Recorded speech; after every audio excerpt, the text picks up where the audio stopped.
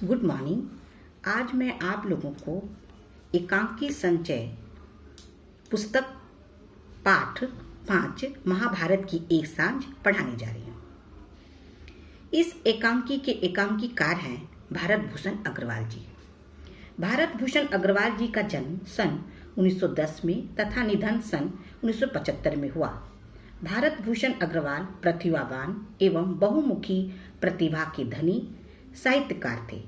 उन्होंने साहित्य की लगभग सभी विधाओं में अपनी लेखनी चलाई तथा निबंध, उपन्यास, नाटक, एकांकी, आलोचना आदि के क्षेत्र में खूब ख्याति अर्जित की।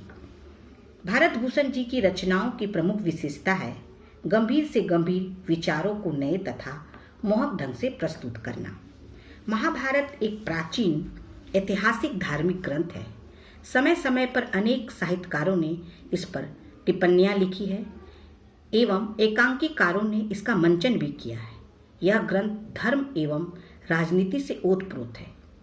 इस ग्रंथ में पात्रों की भरमार है, लेकिन प्रमुख पात्रों में भगवान श्री कृष्ण, भीष्म पितामह, गुरु द्रोणाचार्य, भीम, धृतराष्ट्र, दुर्योधन, विदुर, संजय, युधिष्ठिर, अर्जुन, नकुल, सहदेव, अभिमन्यु, कर्ण, द्रौपदी, कुंती आदि है। महाभारत की कथा इन पात्रों के इर्द गिर्द घूमती है, परंतु महाभारत में दुर्योधन एवं युधिष्ठिर ही मुख्य पात्रों में गिने जाते हैं। आपके एकांकी में आए हुए प्रमुख पात्रों का परिचय कुछ इस प्रकार है। धृतराष्ट्र महाभारत काल के हस्तिनापुर के जन्मांध राजा जो जन्म से अंधे हैं।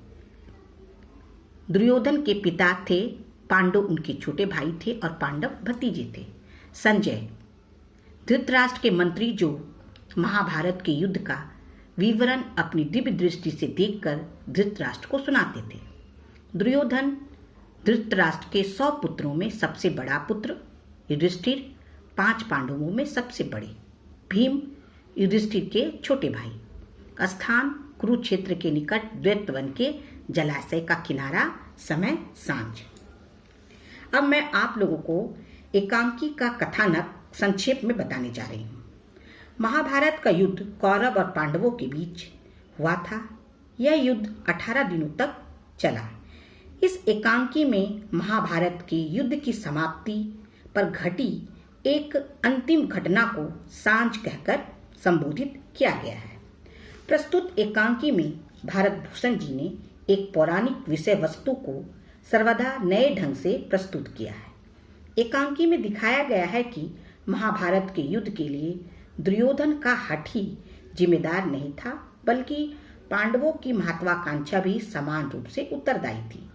महाभारत के युद्ध के अंत में जब दुर्योधन की समस्त सेना का विनाश हो गया तो दुर्योधन द्वैतवन के जल स्तंभ में छिप गया।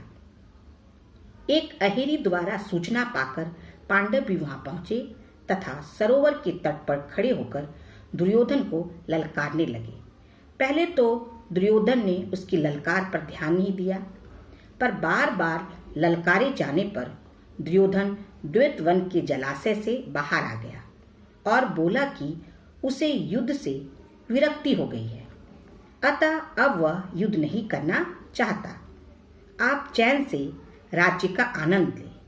परंतु पांडव दुर्योधन को जीवित नहीं छोड़ना चाहते थे, इसलिए बोले कि वे निहत्थे दुर्योधन को मारकर पाप के भागी नहीं बनेंगे, इसलिए तुम जो हथियार चाहो ले लो और हम में से किसी एक से युद्ध करो। यदि तुम जीत गए तो सारा राज तुम्हारा होगा। दुर्योधन ने एक गदा की मांग की तथा भीमसेन और दुर्योधन में भयंकर गदा युद्ध छिड़ गया। ऐसा प्रतीत होता था कि इस युद्ध में दुर्योधन की ही जीत होगी, पर तभी श्री कृष्ण वहां आ गए और उन्होंने भीमसेन को दुर्योधन की जंघा पर प्रहार करने का संकेत किया। जंघा पर प्रहार किए गए इस प्रहार से दुर्योधन चीख कर आहत होकर गिर पड़ा और पांडव खुशी मनाते हुए चले गए।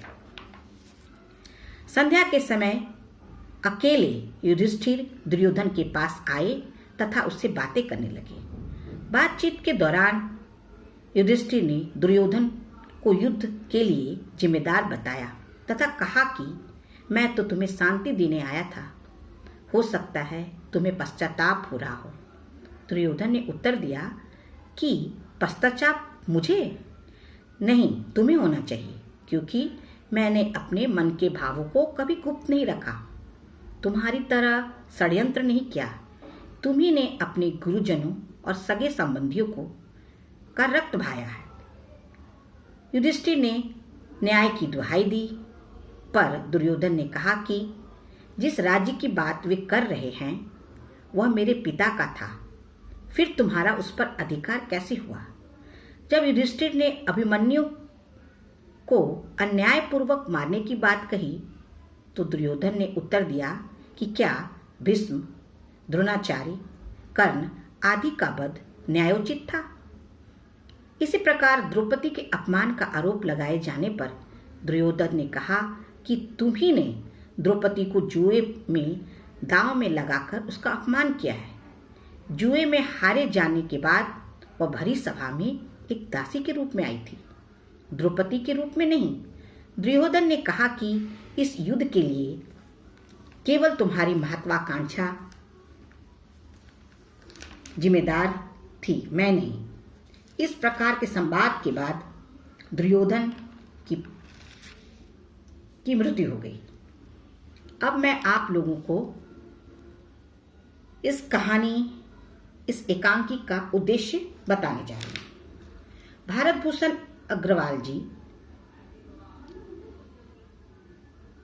महाभारत की एक सांझ में संवादों द्वारा संपूर्ण महाभारत का जो सारांश प्रस्तुत किया है वह अत्यंत सराहनीय है।